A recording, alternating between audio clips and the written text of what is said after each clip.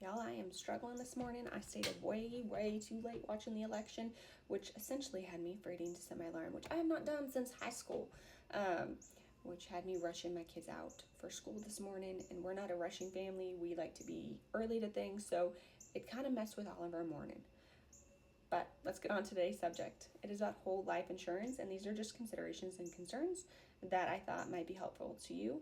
These are personal as well as what I've been told by other people that have had whole life policies and that I've helped, or people that I've just talked to, and kind of, I like to know people's opinions on things. You know, I'm aware I don't know everything, and so I like to get the opinions.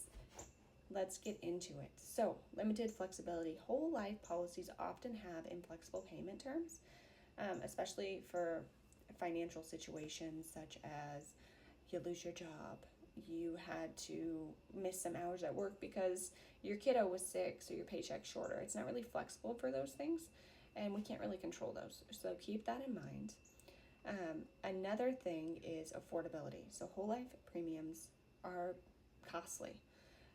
There's a lot of ins and outs on why that cost happens, but more or less it has had families that I've helped sacrifice essential expenses, and that's not how it's supposed to be. You shouldn't be having to sacrifice anything to have a life insurance policy. It is supposed to be helpful. It's not supposed to be detrimental to your finances. So keep that in mind. Those are some big things that I've heard from other people.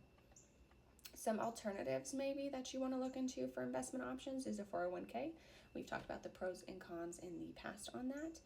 And especially if your employer is going to match that for you, it's free money. But again, we've talked about the pros and the cons.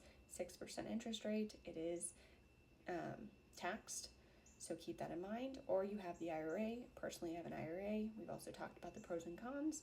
Depending on if you get the standard or the Roth, it could be tax-free or it could be taxed.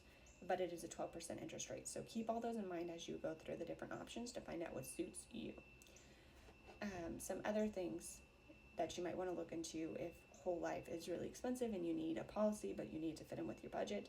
Term life insurance, in my opinion, works. That's what I have. Again, general opinion. I have a term life and then I have a Roth IRA. I was able to get both those coverages, so just in case the bad things happen, and on the off chance retirement comes, I'm covered on both. And that was a little less than $100 for me. For an IRA, you just have to have a minimum of $25 to start monthly to get that retirement going. So just know it is very affordable. And then you can up it if you have more funds, etc. I can go into more detail on that if you would like. So that worked for us.